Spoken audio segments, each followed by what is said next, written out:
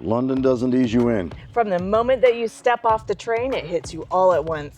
1,000 years of history stacked beside gleaming glass towers. Red buses driving through streets that predate the printing press. This city's been burned down and rebuilt, bombed and bounced back. It's reinvented itself multiple times through the decades. We're going to hand you the itineraries and you'll be able to do it as well. So here we go. 3 full days in London. We're going to show you how we did it.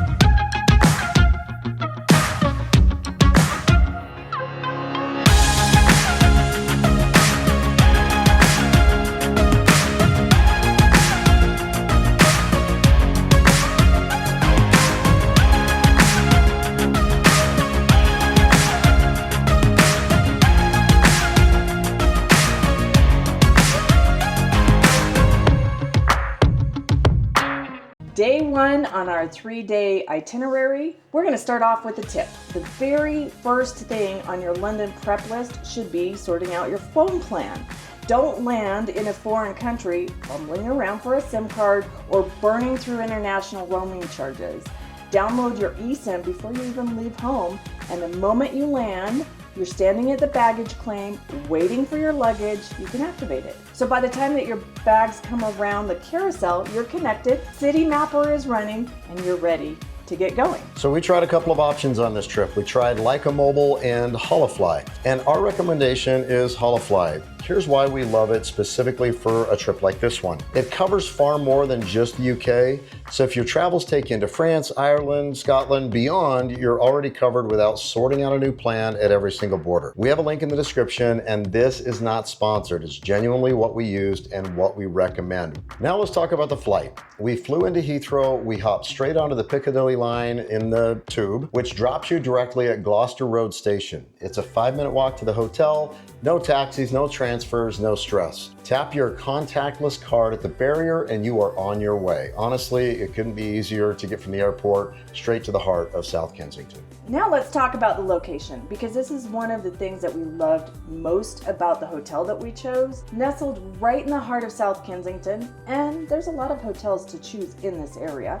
You're steps away from London's attractions. It's like the Natural History Museum is here, Hyde Park, the Royal Albert Hall, they're all practically on your doorstep. So if you're planning to explore the city, you've got 2 underground stations within a 5-minute walk. Between them, they service Circle, District, and Piccadilly lines, so you could go almost anywhere. We're going to give you some tips about navigating London's public transit at the end of the video, so just make sure that you stick around for that. It's really helpful.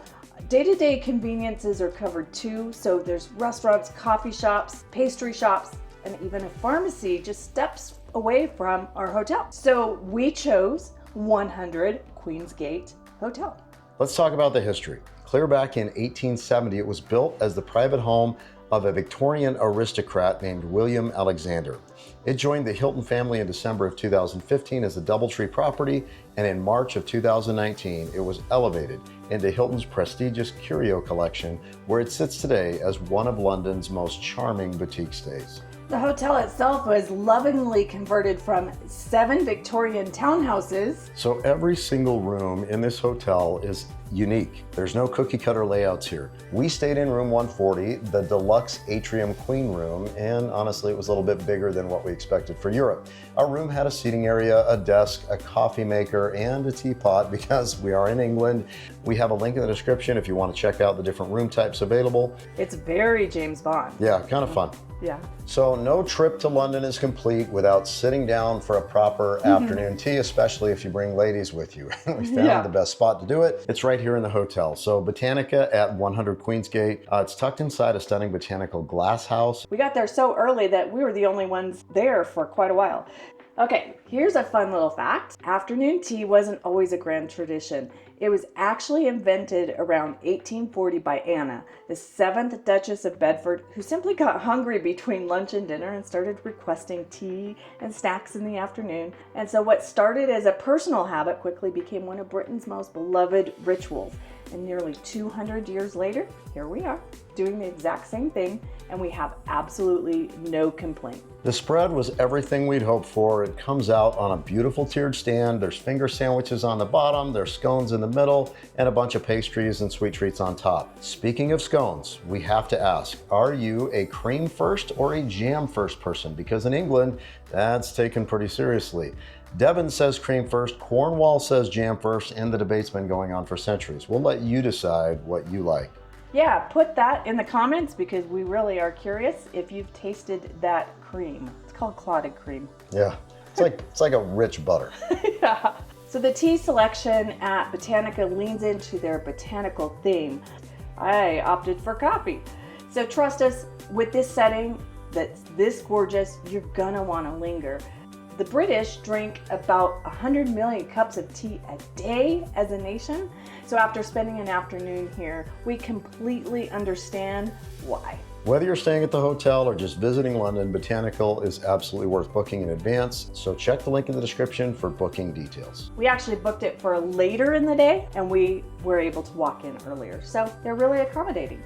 We started our adventure this time jumping on the tube at South Kensington Station, riding over to Victoria, and from there we set off on foot. Our first stop brought us to the gates of Buckingham Palace on Spur Road, and standing here always gives you the chills. The palace has been the official London residence of the British monarch since 1837, and with 775 rooms, it is one of the largest working royal palaces in the world. So this visit carried a little special weight for us. We were here at these gates the very day after Queen Elizabeth II passed away in September of 2022. I wanted to walk past the gates and see all of the flowers. Thought it would be really quick and easy to get to, but all of London showed up on that day. Yeah, it took us hours to go see the flowers, but honestly, it's worth it and a memory we'll never forget. Yeah, we were there mourning with all of London. So from the palace, we made our way over to the Canada Gate. It's a stunning ornamental gold and iron gate that forms part of the ceremonial entrance to Green Park. We took a short stroll through Green Park before winding our way through the paths of St. James Park, one of London's oldest and most beautiful royal parks. St. James has been the royal park since the reign of Henry VIII, and walking through it feels like stepping into a painting. Here's another thing to pay attention to. You never want to stroll through St. James Park and Green Park without knowing you may already be walking on one of London's most meaningful and overlooked routes. It's the Princess Diana Memorial Walk. It's a 7-mile circular trail that winds through 4 royal parks, passing Kensington Palace, Spencer House, Clarence House, and Buckingham Palace. All of them are connected by small circular silver plaques embedded right in the pavement, marking the way. We made our way to the famous Blue Bridge, which sits at the center of the park and offers one of the most photographed views in all of London. The skyline stretching out across the lake is absolutely breathtaking. So we kept going along King Charles Street, passing through the gate onto Parliament Street, and just around the corner we spotted it, the classic red telephone box. The classic red K2 design was created by architect Sir Giles Gilbert Scott back in 1926, and at their peak, there were over 70,000 of them across the UK. Today, most have been retired from phone duty. They've been repurposed as everything from tiny libraries to coffee kiosks. And even defibrillator stations. And then there it was. You round the corner and suddenly Westminster Abbey and the Elizabeth Tower come into full view. And no matter how many times you've seen it in photos, nothing quite prepares you for seeing it in person. The clock tower most people know as Big Ben is actually called the Elizabeth Tower. It was renamed in 2012 to honor Queen Elizabeth II's Diamond Jubilee.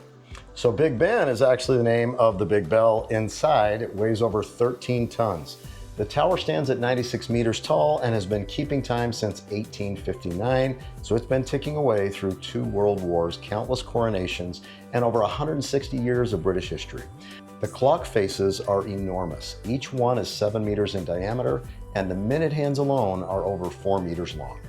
Standing here at the foot of Westminster with the Thames right in front of you and the Houses of Parliament stretching out beside you is pretty incredible. It is also one of the most pickpocketed areas in London. So get your bag in front of you, make sure everything is zipped up tight because you don't want to get pickpocketed. It can wreck a day, right? Yeah. So something cool to know, you never have to pre-book or buy a ticket in advance for the Uber boat. All you have to do is tap your bank card, your Apple Watch, or Apple Pay at the pier terminal. So right here at the Westminster Pier, we jumped on the Uber boat by Thames Clipper. And if you haven't done this yet, you want to add it to your list immediately because you simply pay at the pier, hop on board, and suddenly you have one of the best seats in the city because the Thames Clipper is a public river bus service that runs up and down the Thames. And it is one of the most scenic and practical ways to get around London. So as you glide down the river, you pass landmarks like the Tate Modern, Shakespeare's Globe, the Shard, the Tower Bridge, all from the water. And it costs you a fraction of what a tourist river cruise charges, and it runs frequently throughout the day. Yeah, so honestly, more people need to know about this one. Click on the card to watch our Uber boat preview. We will put the link in the description as well. The only maybe downside to this is the windows inside aren't always clean, so the pictures from the boat may not be as good as they would on a tour boat, but the cost makes up the difference. We rode the Clipper all the way to the Canary Wharf, then hopped on a short ferry over to the Docklands. The Docklands was one of the beating hearts of London's trade empire, handling more cargo than any other port in the world at its peak in the 19th and early 20th centuries. By the 1960s, the docks had fallen into decline, and by the 1980s, the area was pretty much derelict. Then came one of the most dramatic urban regenerations in British history.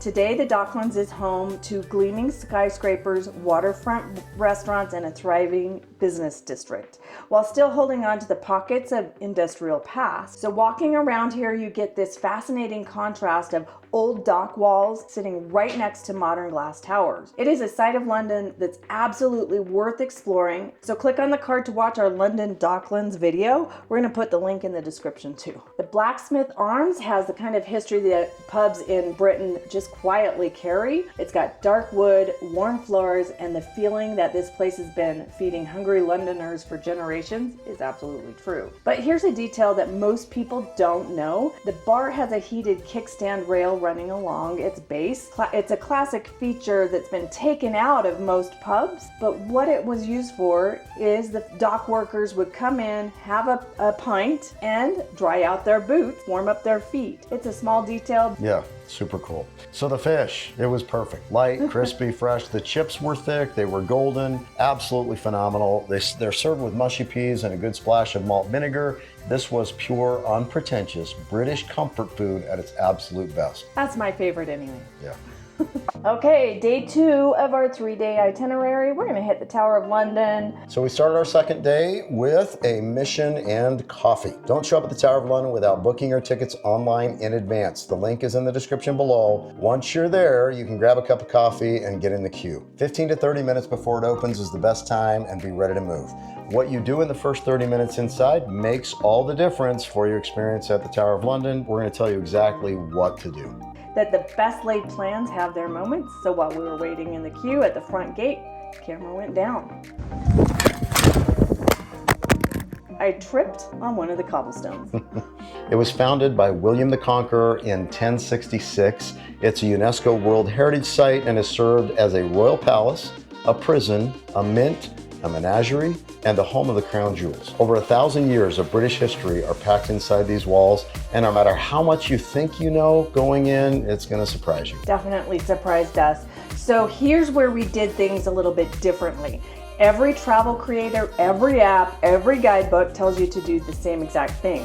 It says, turn right when you walk in and go straight to the crown jewels. But we decided to ask the ticket guard what he would do, and he told us to go left, start with the medieval palace and the battlements first. That's exactly what we did. So here's what happened. We had the entire medieval palace to ourselves.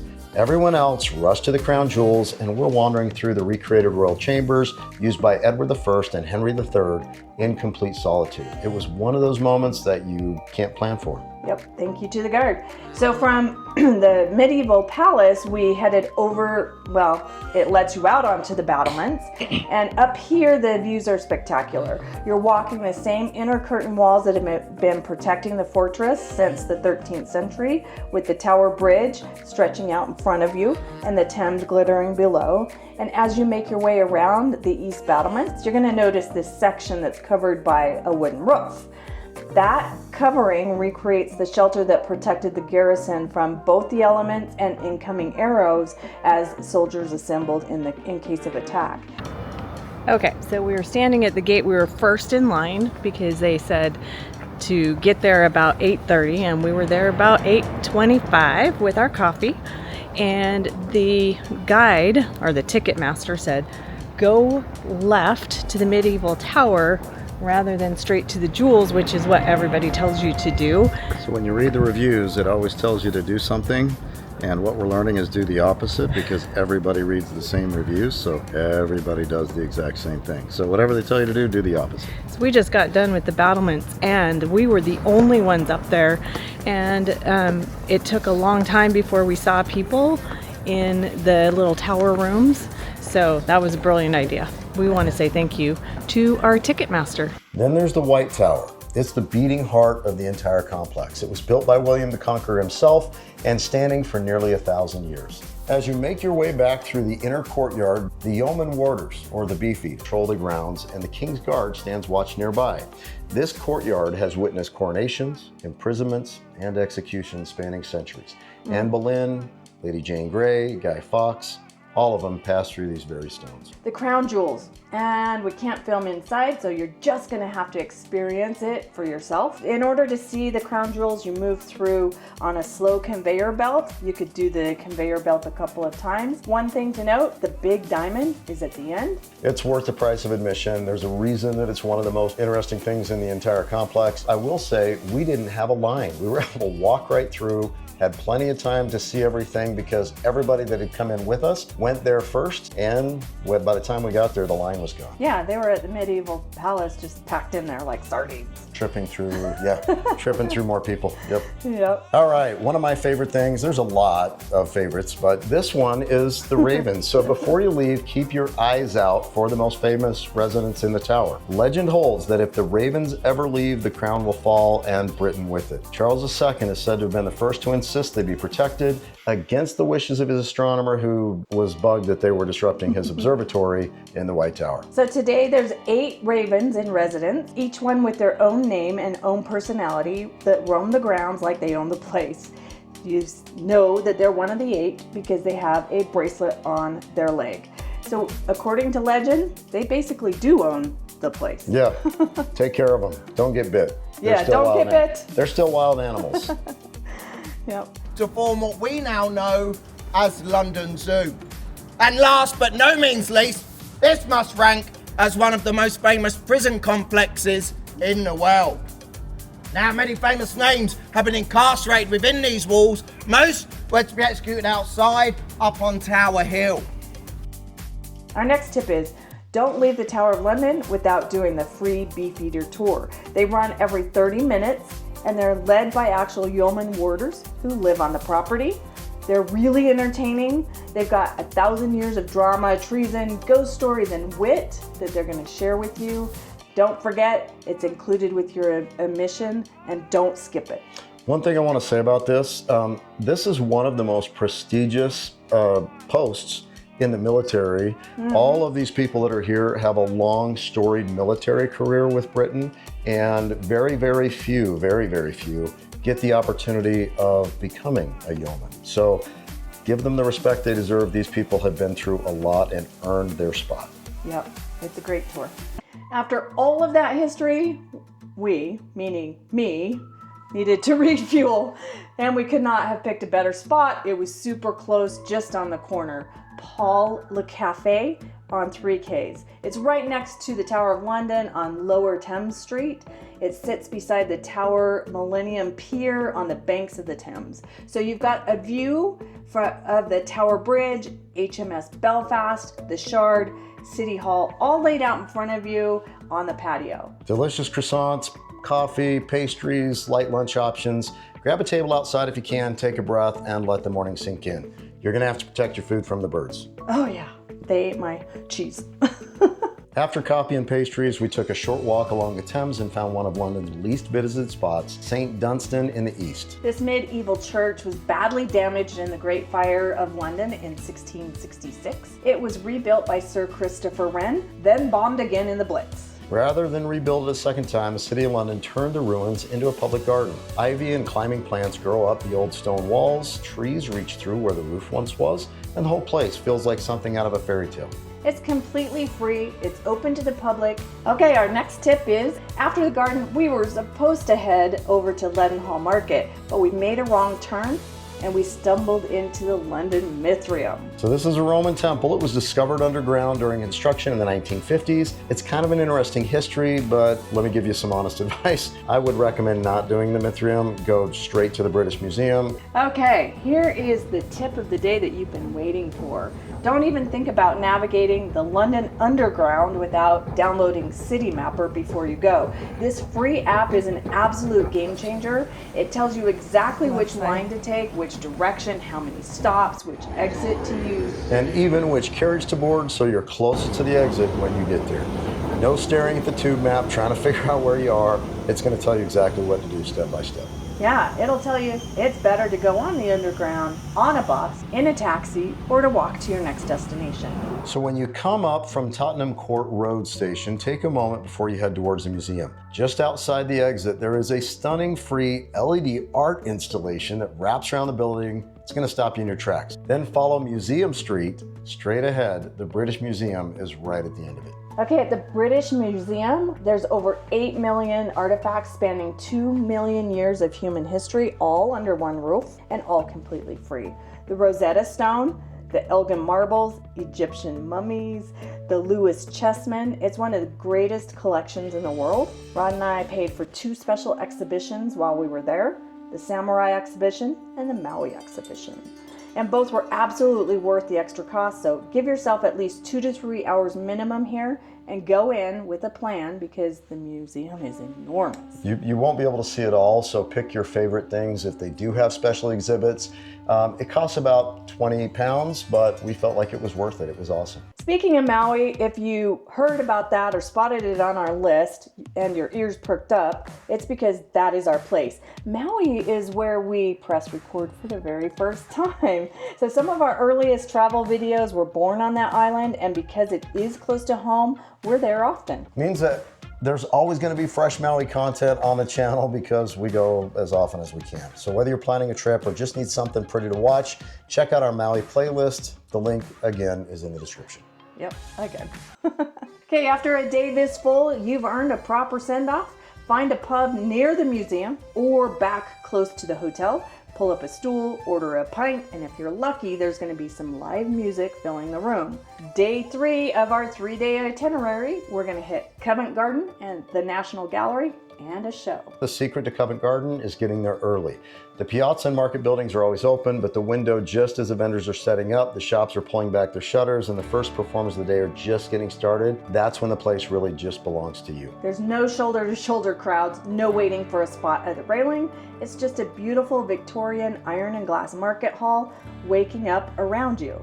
So Covent Garden has been the gathering place since the 17th century. Originally London's main fruit and vegetable market, it goes all the way back to when the monks from Westminster Abbey tended gardens on this very land. Okay, quick reminder here. This is also a highly pickpocketed area, so make sure your bags are secure. Yeah. Pret-a-manger. So after soaking up Covent Garden, we needed a coffee and a moment to regroup, so we stopped into a Pret-a-manger. If you haven't discovered Pret yet, you will by the end of your first day in London because they're everywhere. Hey, today we are in Chinatown and we're not going to experience the food because we just ate at a pastry shop on the way here. It's lots of food, lots of restaurants, all authentic. From Covent Garden, we wandered through London's Chinatown. It's a compact, vibrant pocket of the city tucked just off of Gerrard Street. It's full of roasted ducks and restaurant windows, bubble tea shops, and the kind of energy that makes you feel like you've stepped into another city entirely. From there, it's a short walk to Leicester Square. Leicester? Yeah. Oh, I got that one right. Yeah. The beating heart of London's entertainment district, and one of those places that always has something going on. And then Trafalgar Square opens up in front of you. You've got Nelson's Column rising 52 meters above the square, the 4 famous lion statues at the base, the fountains, and right there behind it all is the National Gallery. It's one of the greatest art collections in the world, and it's completely free to enter. So this is one of those things that makes London so extraordinary, is the collection of art and museum artifacts. Most museums in London do not charge a general admission, so that's something that is worth appreciating as you visit London. Gonna go check out some paintings. Monet, hopefully. Yeah. Inside of the National Gallery, you're going to find over 2,300 paintings spanning 700 years of Western European art. We're talking Van Gogh, Rembrandt, Vermeer, Turner, Monet, Da Vinci. This is another place where you want to take time to wander. Don't rush it. Give yourself a couple of hours at the minimum. You're not going to be able to see it all. Pick a wing that speaks to you and let yourself get lost. And if there is something specific that you want to see, just ask. They'll point you in the right direction so you don't miss it. Okay, from the National Gallery, we make our way down to Embankment Station and took the tube straight to Victoria. It's a quick and easy ride that drops you right off where we needed to be for the evening ahead. So before the show, we stopped in at the Duke of York on Victoria Street, and this pub is everything a proper London pub should be. It sits right next to the Victoria Palace Theatre.